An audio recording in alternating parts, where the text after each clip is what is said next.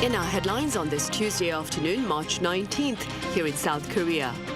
The standoff between government authorities and medical practitioners is headed for court as two senior doctors become the first pair to face license suspension for their support of the nationwide walkout by junior doctors.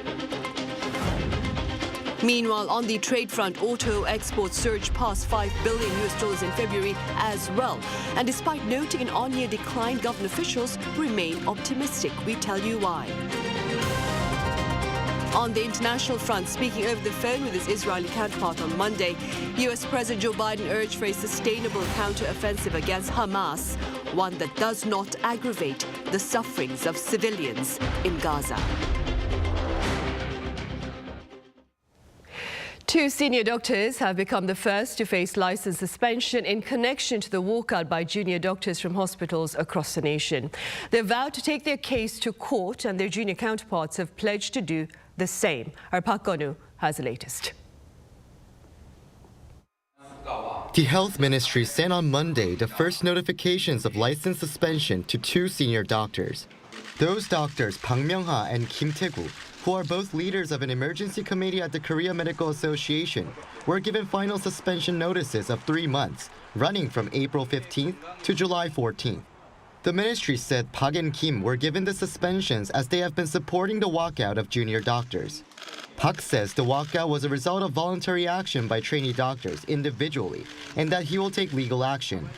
Trainee doctors are also preparing to take legal action as they will also start receiving suspension notices from next Monday. Over 2,000 male medical school students who have been on a leave of absence as a protest against plans for expanding the medical school admission quota have, according to a recent survey, shown willingness to join the military as a regular enlisted soldier rather than as a medical officer or public health doctor. The survey was conducted by the Korea Association of Medical Colleges with around 5,000 students responding.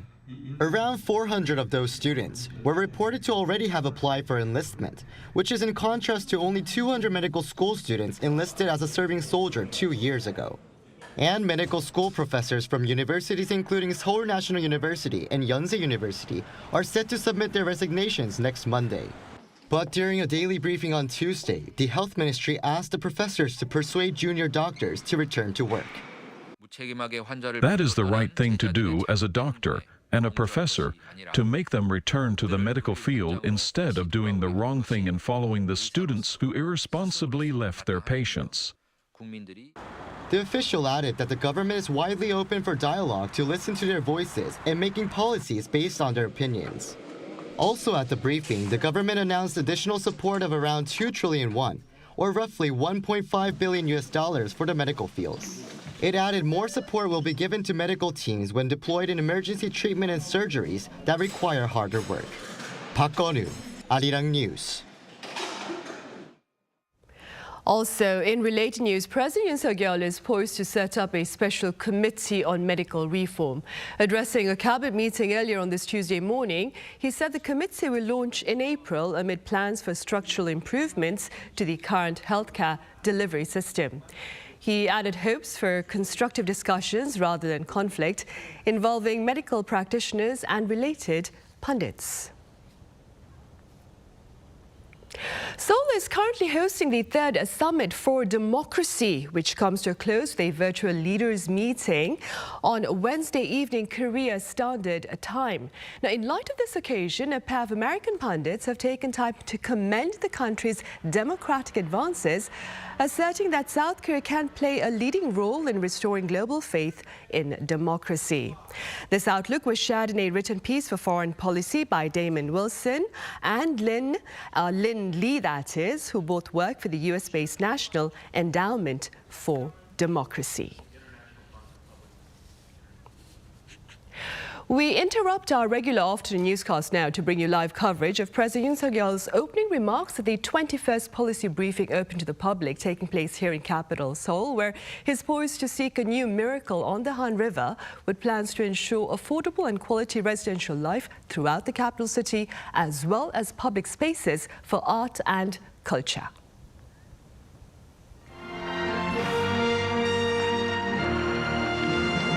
먼저 국민 의례를 We will 하겠습니다. first pledge 모두 정면 왼편에 allegiance. 있는 Please 국기를 향해 face the 주시기 flag 바랍니다. in front of you on your left. 국기에 대하여 Salute 경례. to the flag.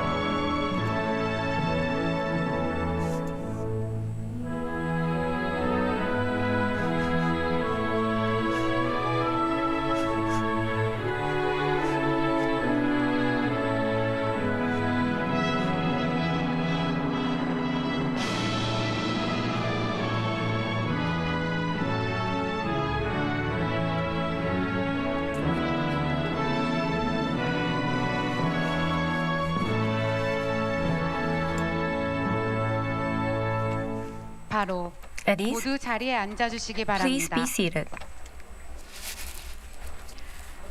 네, 지금부터 We will 국민과 now 함께하는 begin 인생 토론회를 our 시작하겠습니다. People's 바쁘신 livelihood 와중에도 debate and discussion 이곳 session. 영등포까지 찾아주신 여러분께 Despite your busy 감사의 schedules, 말씀을 드립니다. We welcome you to 그럼 토론 Yeongdeung-po. 시작에 앞서 We will now 먼저 begin 대통령님께서 the discussion, 모든 말씀을 하시겠습니다. and the President will deliver his opening remarks. Hello, everyone. It's very nice to see you. 전국 각 지역을 찾아가서 I've been going around the 지역 country 발전 to meet with the people 정책을 and discuss 민생 the 현안들을 policies for that 신속하게 region. And 해결해 왔습니다. we have been resolving the issues 각 부처들이 swiftly. 각자 Different ministries, 그 현장에서 아무리 열심히 뛰더라도 even 각 though they 부처들이 work their 따로따로 best, 이렇게 민생 if 현안을 they look into 해결하려고 the 일을 livelihood 하다 보면 issues 시간이 in 많이 silos, 걸리고 it takes a 그래서 long time. And 문제 therefore, 해결의 속도가 느리다 보니까 the time to 국민들께서 resolve 이 such an 변화를 잘 issue 체감하시기 would take long, 어렵다는 and that is why 생각을 it is 하게 됐습니다. hard for the 그래서 people to feel 대통령이 the actual 직접 changes, and that is why 민생 토론회를 we have decided to hold such discussion sessions myself as a president with the people, and taking this opportunity, we are able to listen to different opinions of many different people, and with that discussion, we hold meetings with different ministries and have follow-up meetings to resolve such issues. And through this, we have changed the way of civil servants who are working, and our presidential office staff, we are even working on the weekends. And I think it is an efficient way to, and it's really worthy to do this because we can really resolve the issues. We are joined by the mayor of Seoul Metropolitan City, and we have the Minister of Culture and Sports and Tourism, and we're all here, and we're all ears actually to listen to your opinions, valued opinions. This is the 21st discussion session, and we are gathered here under the theme of a new miracle on the Han River created through urban innovation. The capital city, Seoul, we are going to look at Seoul from the perspective of the people who are really living here, and we would like to solve the issues that you are facing. The great leap that we have experienced and achieved is frequently dubbed as the miracle on the Han River, and Seoul has played a great leading role in this achievement. And in particular, Yeongdeung-po, where we are at today, and Guro are the key regions that led the miracle on the Han River. Yeongdeung-po in 1899 and 1905, we have laid the railway and transportation network and has played an important pivotal role in terms of transportation and infrastructure, and especially with the 5-year economic development plan of the Republic of Korea, Yeongdeung-po and Guro had been serving as the forward base for the export industry. 수출할 정도로 And in 1977, when we have achieved a great mark of export, these two areas contributed to 110 million Korean won. So as such, it had played a great role. However, it is facing difficulties at the moment. And changes in urban space functions have led to such deterioration of these areas, and it has led to the aging of the original city center. This is not only a concern for Yeongdeungpo, but for Seoul as a whole.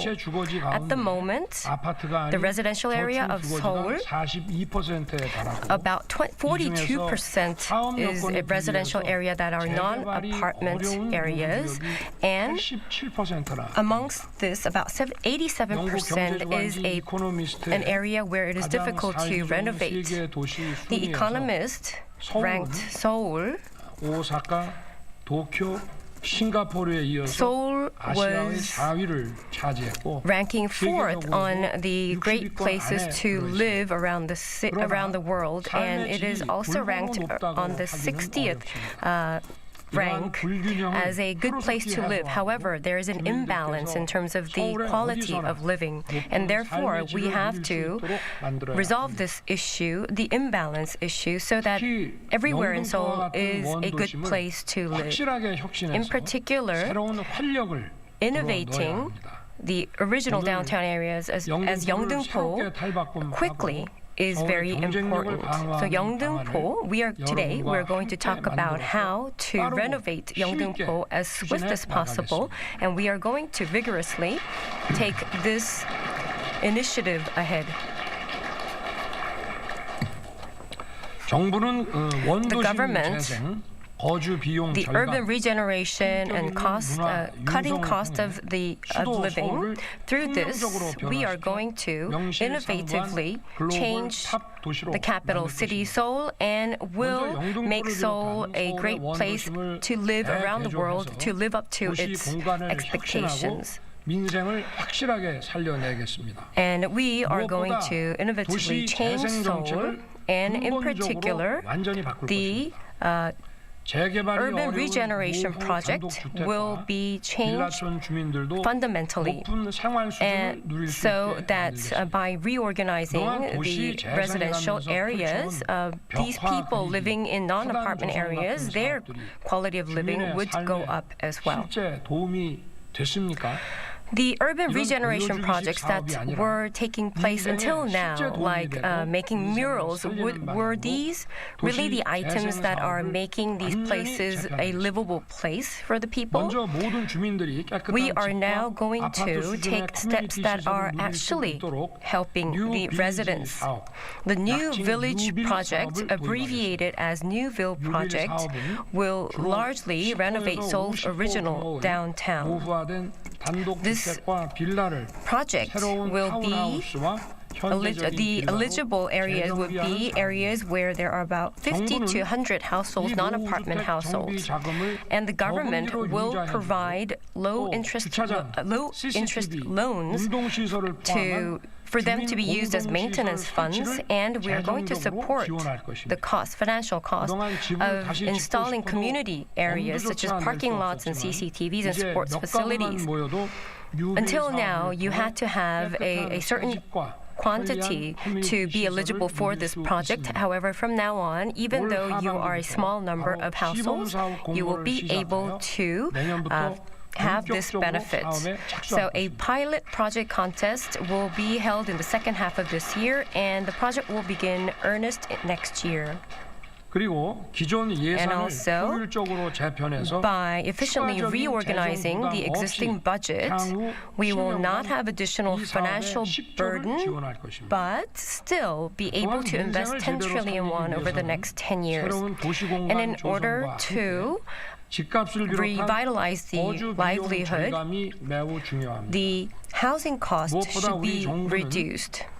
First and foremost, the government will correct for sure the wrong punitive taxation practices, and this will continue. The previous government had failed in their real estate policies, and for them to amend this, they wanted to, they had exercised the real estate declared price realization project, which had immense side effects and had even more burden on the public.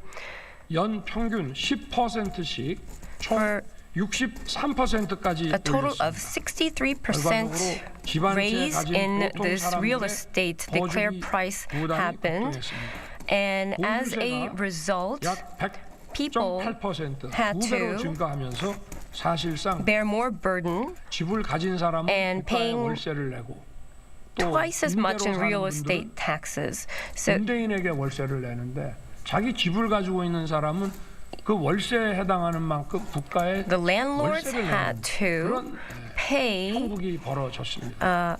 their taxes to the government, to the state, and the tenants had to pay the landlords.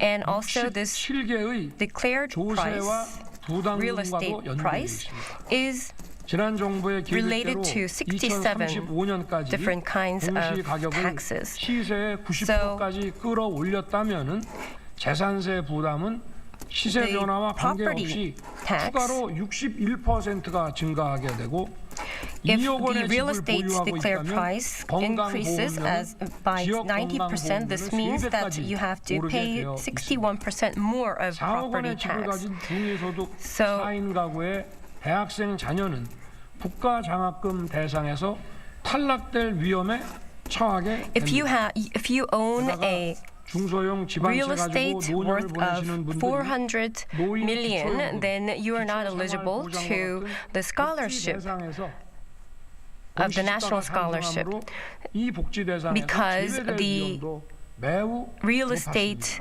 value, declared value, 잘못된 goes 이 up 부동산 정책이 in a wrong way. 거주비 부담을 급등시킬 So 뿐만 such 아니라 wrong 다양한 policies 방식으로 are not 인생을 only 악화시켜 왔다는 것입니다.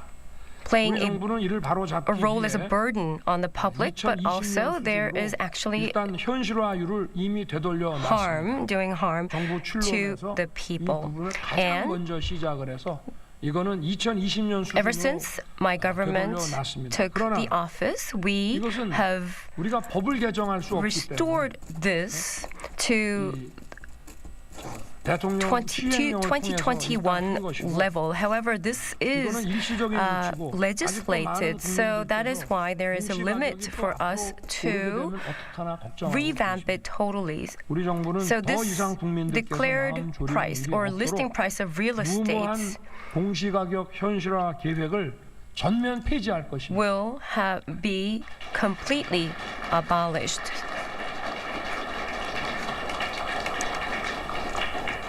법을 개정할 수 있으면 좋겠지만 It'll be great if 개정 we 전이라도 can revise 저희들이 the law, but 가지 even before 다양한 the revision 정책 수단을 of a 통해서 law, we are 저희들이 going to exercise 어떤 different 폐지와 같은 policy 효과가 methods 나올 수 so 있도록 that 할 it has an 시장을 왜곡하고 actual 민생의 effect 어려움을 as 가중시키는 abolishment, 무리한 과세로 distorting 더 the 이상 market 국민을 힘들게 하지 and 않겠습니다.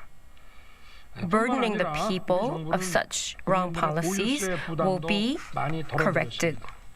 영등포구의 한 30평대 아파트는 2021년에 재산세와 종부세를 합한 보유세가 559만 원이었습니다. In Yeongdeung-po, if you have a 30-pyong apartment in 2021, the total holding tax was about 5.5 million. However, this came down to 3.2 million Korean won.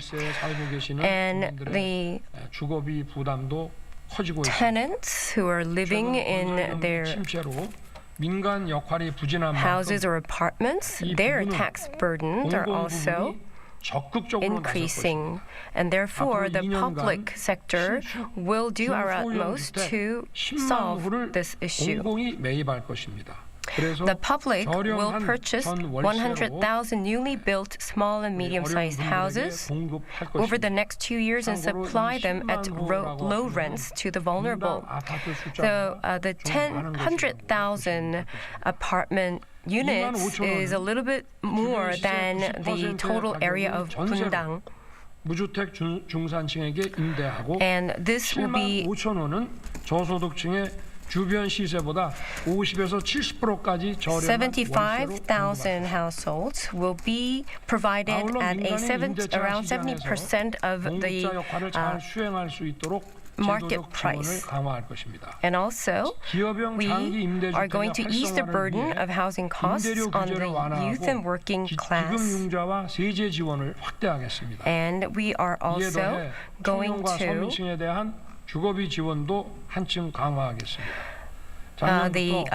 exercise the corporate long-term rental housing and expand funding and tax support to help the private sector play a better role.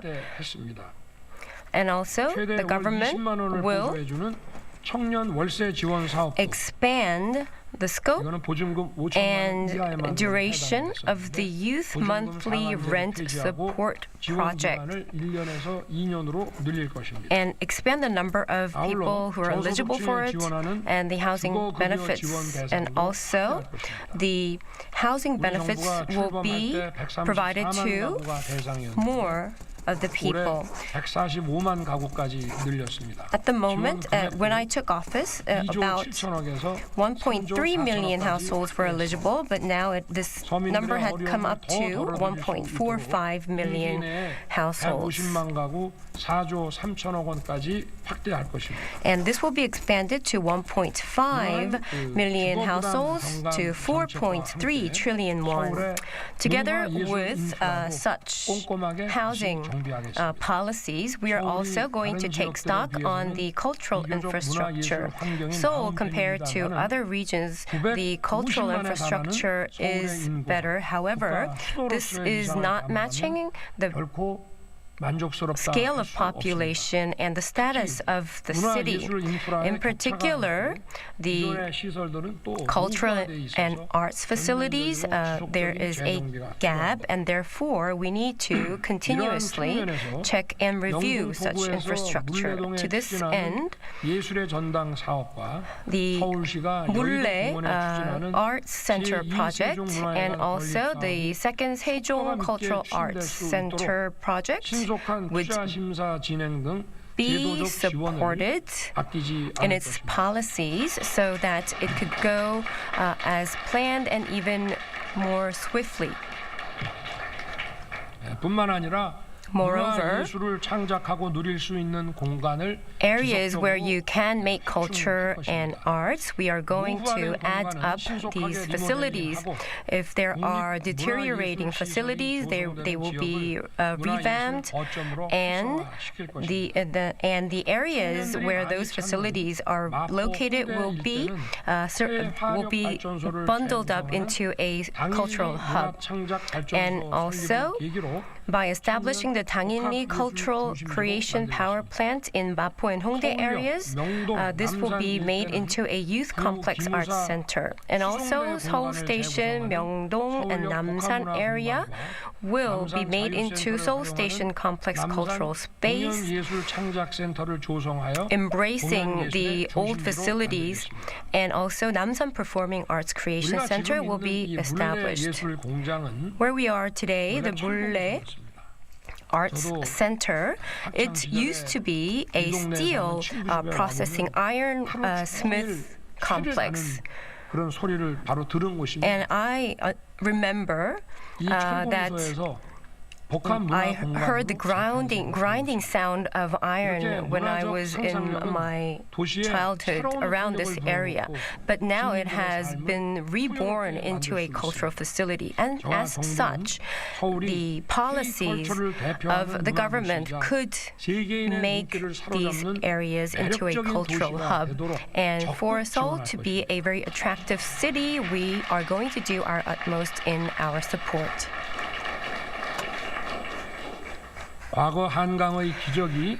Back in the days, the miracle on the Han River was a symbol of the achievement of economic development of the Republic of Korea.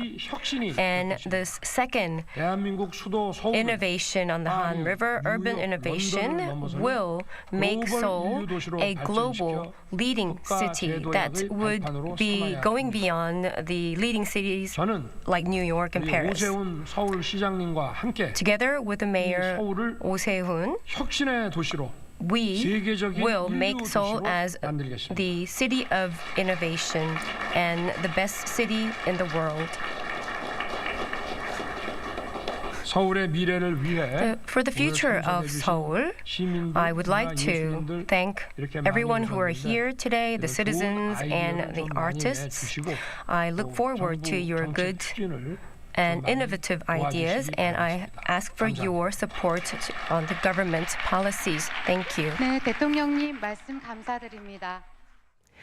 Right, that was President Yoon Suk-yeol's opening address for the 21st policy briefing open to members of the public taking place here in capital Seoul as we speak, where he's called for efforts to ensure quality life throughout the capital city. Now, we'll have more on his remarks in our evening newscast.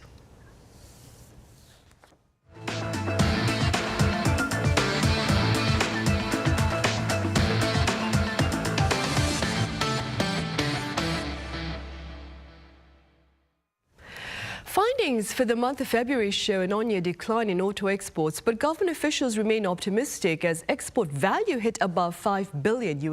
Our correspondent Lee Soo-jin explains.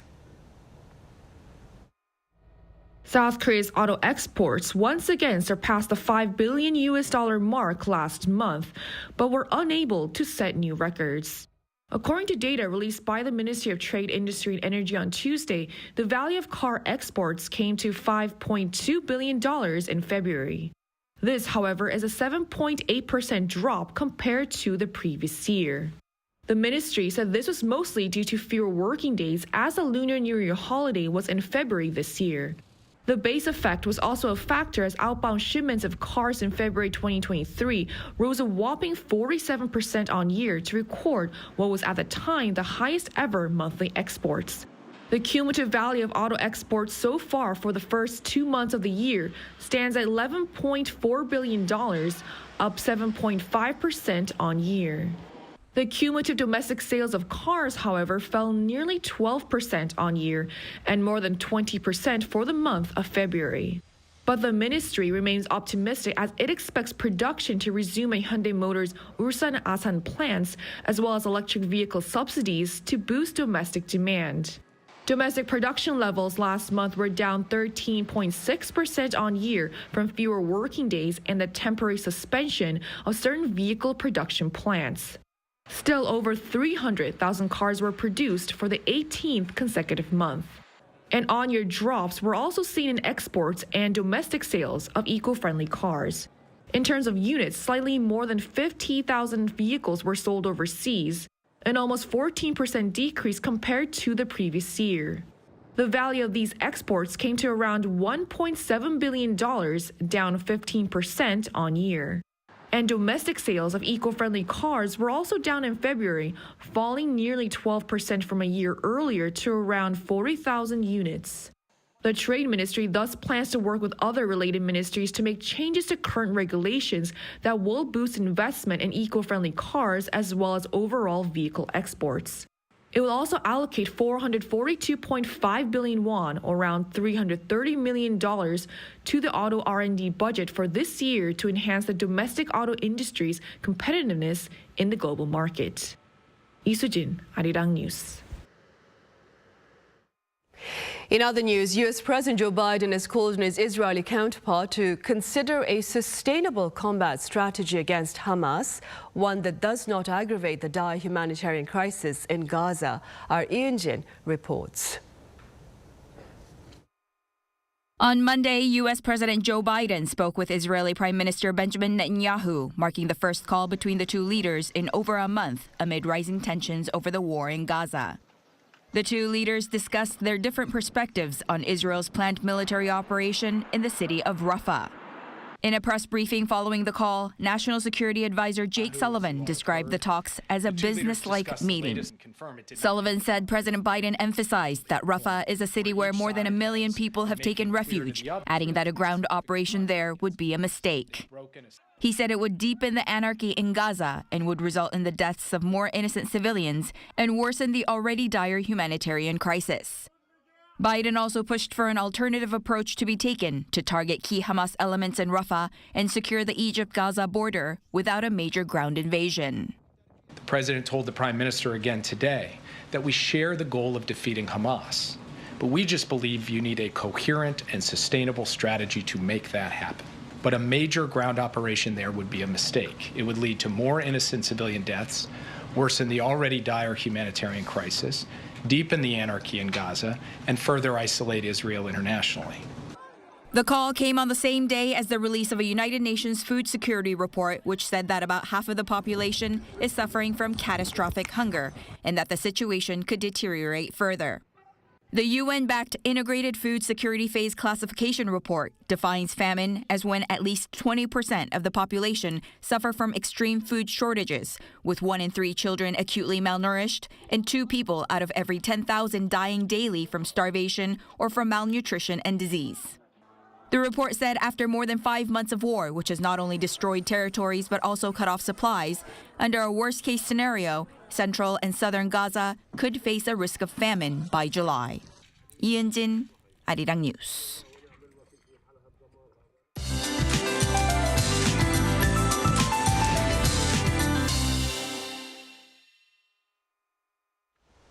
Good afternoon. Winter seems to be still in full swing in mountainous regions in Gangwon-do with up to 20 centimeters of snow expected. Nearby areas will also see 1 to 8 centimeters of snowfall. So a preliminary snow advisory has been issued in the region. Jeju and most of coastal regions could be under a strong wind advisory today. And there is more. East of Gangwon-do will see up to 30 millimeters of showers. The rest of the country will see on and off spotty rain through the evening. The capital area will see sprinkles, which will not be enough to need an umbrella.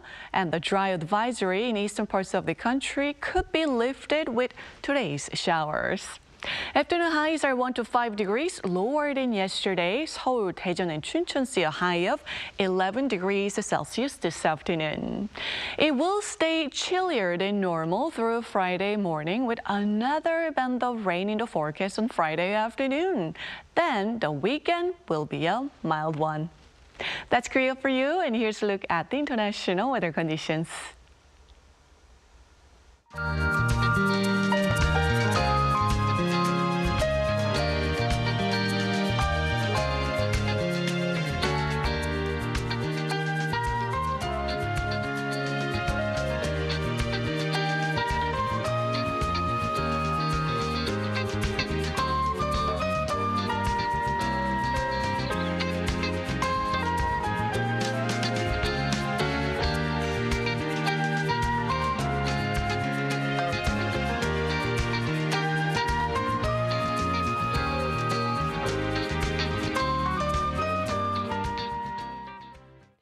Those are the headlines at this hour. Coming up right after this break is our daily panel session. Do stay with us.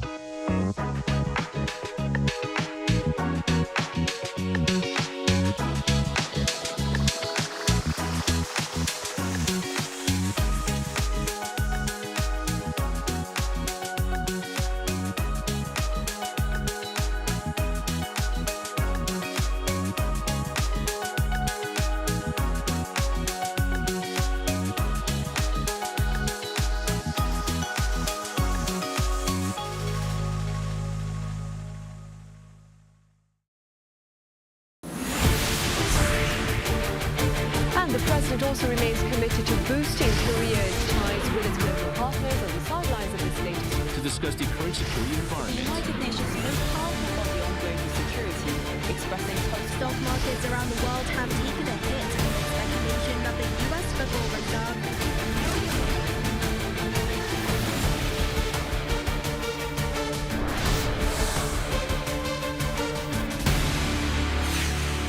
Arirang.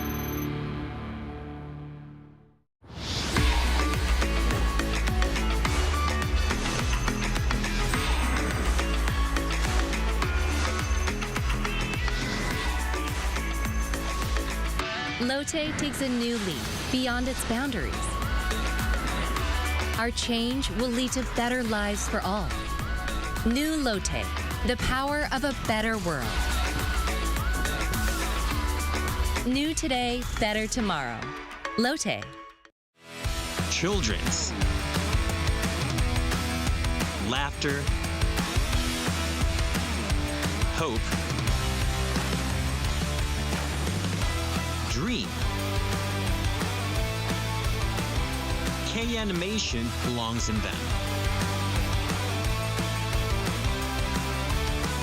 Interesting and valuable story that transcends between everyday life and dream.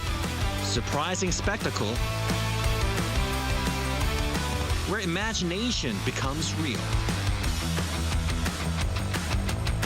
An array of subjects catering from infants to adolescents. For our story to reach all corners of the world. K-animation makes healthy laughter for children.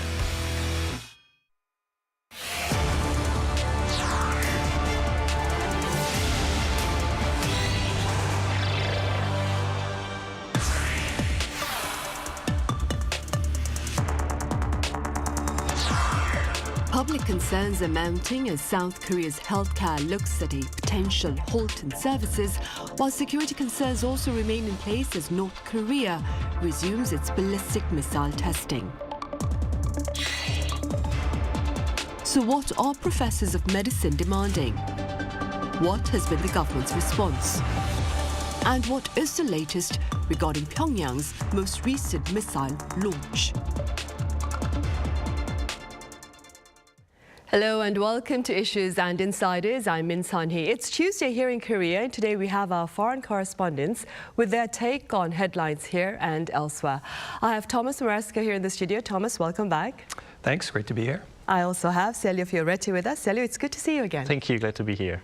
Right, Thomas, let's begin with the latest developments surrounding the standoff between medical practitioners and government authorities here. Right. Well, still at an impasse, basically. Still around 12,000 junior doctors have been, off the job for the past month or so in a protest over a quota enlargement for medical school proposal that the government has, is going to push forward. The one little thing we saw is yesterday we saw the first formal action towards some punitive measures being taken by the government. They are going to officially suspend the licenses of 2 doctors who are senior doctors, part of the Korea Medical Association, the trade organization. The doctors have told the media that it will start in April 15th for a 3-month suspension. I don't think the health ministry has officially acknowledged it. That's the first little thing we've seen. The government has been threatening to, suspend the licenses of the walked out doctors, and even threatened to take criminal proceedings against some of the members of the Korea Medical Association that they accuse of kind of inciting this walkout. But at the same time, the government doesn't look to be moving off of this number of, the increase of 2,000 seats in the medical schools next year. They've mentioned some, willing to talk about some other concerns that the medical industry has, but that sort of core issue about the quota, they show no indication of really moving off. And the one thing that people are keeping an eye on is that medical professors now from 16 universities have said that they're going to walk out starting March 25th or submit mass resignation. So that is a heavy concern, obviously. Right, that is next Monday. Celia, for the sake of our viewers who may not be aware of the saga over healthcare here in Korea, could you walk us through the government side of this story? Yeah, of course, the government has been very clear since the beginning on that matter. The increase of 2,000 medical students from next year is for them the only solution to the crisis of the shortage of doctors in Korea. As we have seen, doctors have protested. They also did it before against a similar reform pushed by former President Moon Jae-in to increase the quota of medical students. But this time the government does not want to give it up. They really have a strong position on that. And you can understand them. They have the public support. People in Korea massively reject the doctors' protest. So they have the argument to play that waiting game. After the doctor walked out, the government issued a return to work order. The doctor still kept the protest ongoing, so they decided to put up sanctions to suspend their medical license. While the doctors, as my colleague said, are refusing to negotiate, the government showed a hand toward negotiation, except on the core principle of the reform, the increase of the medical students. So I don't think we can see any negotiation in the weeks coming. Right, and this is, of course, to increase the number of seats available to 5,000 by raising by 2,000, because it currently stands at more than 3,000, so giving seats of about more than 5,000 starting next year. Thomas, could you tell us a bit more about the medical sector side of the story now? Yes, well, as pertains to the quota issue, they're arguing that, medical schools are not equipped to, have this big influx of students, and it will affect the quality of the training and, the quality of the outcomes after that. But I think their bigger argument, which is a little bit obscured in this quota number, is that, they're saying this just increasing the number of medical students is not going to have the, desired effect to answer the problems that the government is doing this quota for in the first place, which is to increase the number of doctors in rural areas and in essential medicine fields such as emergency medicine, pediatrics. That's really the argument mostly for why the government is doing this. And they're saying that, the structural issues are not going to change if you just throw more doctors into the mix, because, the way the insurance system is structured, a lot of essential services have this very strict price cap on them. So the doctors themselves who go into those fields earn less, and the hospitals have a hard time making money on these services, and they end up sort of cutting costs. The workload is really high, and it almost, I've heard residents say, to me that it incentivizes you to go into these more lucrative fields that are less strictly regulated, like dermatology, cosmetic surgery. And, they also argue that a lot of that, cost savings and workload savings or workload shortage is offloaded to these trainee doctors, the ones who are on the walkout. And in some of these top medical, teaching hospitals, something like 30 to 40% of the doctors are trainees there, and they're covering a lot of the emergency shifts and helping with the surgeries, and their conditions are, extremely tough. It's something like, they work 80, 90-hour weeks. They have 36-hour shifts sometimes. Their pay is extremely low. I mean, the high-paid doctors do well, but these trainees are getting like $3,000 a month. And, so it's kind of part of this whole systemic issue that, they're saying just adding more doctors is just going to, not improve it. They'll just maybe push more to these still desirable fields. And they have a couple other issues about medical malpractice. They're very vulnerable to getting sued, and they can even be held like criminally liable, which is, kind of more unique, I think, to South Korea. And I guess their final argument is that this is also, they see it as very politically motivated, timed to this upcoming National Assembly election. And as Celio mentioned, the government is definitely winning the argument of public opinion about this. But, I think the doctors, the medical community, they do have arguments that are probably worth addressing, but it's a little bit obscured under this number of the quota. Right, and very briefly speaking, Celia, what can you tell us about the workload faced by doctors here, as compared perhaps to the workload faced by doctors over in France? Oh, yeah, I mean, in Korea, doctors work way more than what we have in France, but still, in France, we have also a similar crisis faced by the public hospital. So the big difference in France is that most of the hospitals are public, and there the doctors work around maybe 60 hours a week, so a bit less than what the Korean doctors do, but still way more than the average. In 2022, the French court, the Conseil d'État, issued a warning against the government for the poor management of the doctors' workload. They pointed out that they are working too much for the amount they are paid. Due to lack of public funding, the number of doctors is quite low compared to the needs of the French hospital. So they have smaller teams and the same amount of patients. So this is very critical and has been going on for decades in France. So that's a big issue, but you can see both of our countries face a medical crisis of a different nature because our systems are different. But there's still a lot of issue to address on the workload of doctors in France too. Right, so it's a concern in France as well. Moving from the concerns on the healthcare front to those with regard to security, Thomas, North Korea launched several short-range ballistic missiles early Monday morning. What is the latest on that front? So Monday, the Japanese and South Korean military announced that they had detected the launch of multiple short-range ballistic missiles into the East Sea.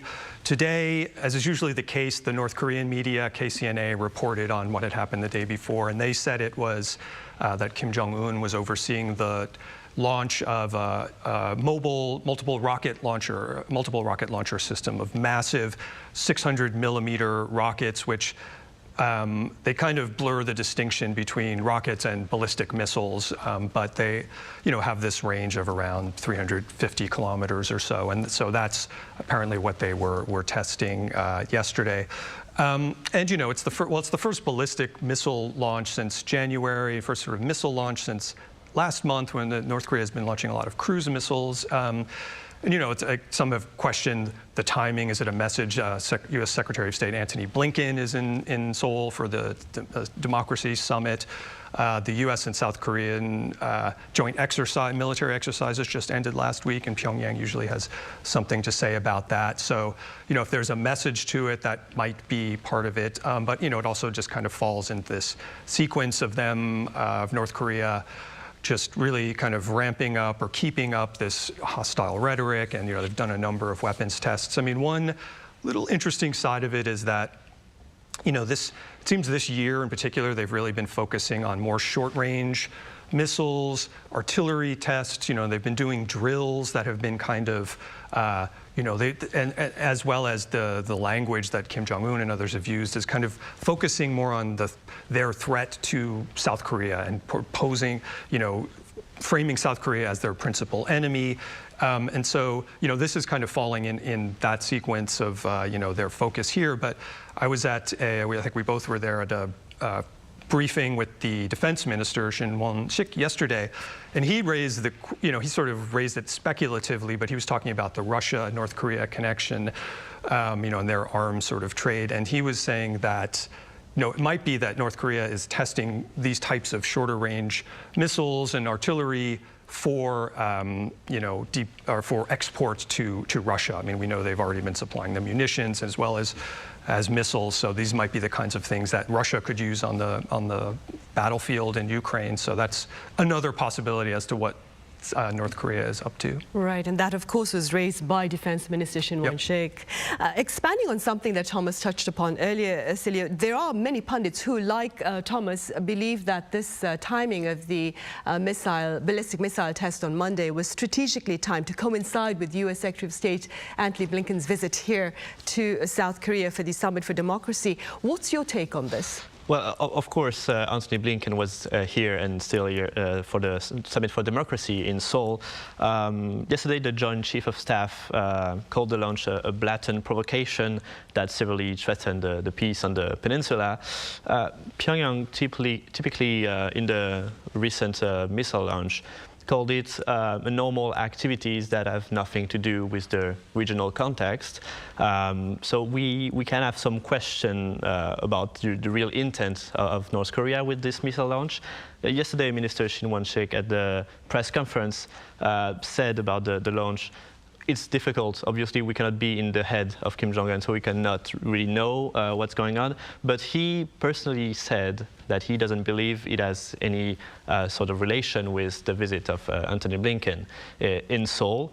For the last weeks, the Freedom Shield exercise was going on, and North Korea didn't have the really big missile launch with the intercontinental ICBM, as we usually see, and some people expected one. As my colleague said, it's focusing most on short-range missile, artillery shells, maybe for the Russian exports. That's the question, but really Minister Shin Won-sik yesterday emphasized on probably not related to Antony Blinken. Right.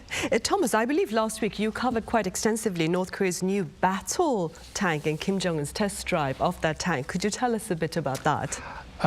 Right. Well, it's just, it's kind of another in the sequence of Kim Jong-un visiting a site and overseeing or guiding a test or a launch or something. And this was a combat training exercise with tanks that he declared were the most powerful in the world, but I don't think we know that much about them specifically. Again, the rhetoric was in line with this sort of focus on war preparations regarding the South, and he even actually mentioned that the tank unit that won this combat training was the same one that had occupied Seoul during the Korean War. And, the week before he had visited an artillery firing training, and that also was really kind of specifically pointing out that these have the range to strike, Seoul, and these are going to be the ones on the front line. So it's a little bit in the context of all that. I mean, but to point again back to something the defense minister said yesterday was, he noted that the number of trainings that North Korea has been conducting with troops and material has gone up significantly in January and February after being a lot lower in the preceding months. And he said it was mainly because of a lack of fuel that they were not doing these trainings. And so he didn't also say it outright, but it was in the context of the back and forth exchange between North Korea and Russia. What is North Korea getting back from Russia? And he had mentioned food. A lot of it is food and a lot of it is raw materials. But he was also kind of speculating that Russia may be finding a way to supply fuel to North Korea, which is banned under UN sanctions, but the North has always sort of found ways to circumvent that. So that could be another sign of how this relationship is developing with Russia. Right. And Celia, I believe we have time for a very brief response to this final question, perhaps. Celia, what are your thoughts with regard to the tough rhetoric shared between Seoul and Pyongyang in recent times? Yeah, since the beginning of the year in January, the tension really went up. Kim Jong-un has called for war preparation, and President Yoon called for a 100-fold response to any provocation. It might be risky to go that path.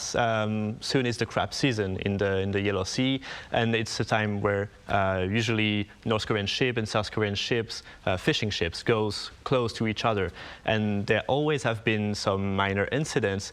But with this heightened tension now and this idea of answering strong and fast on any provocation, we could see a potential accident on the sea.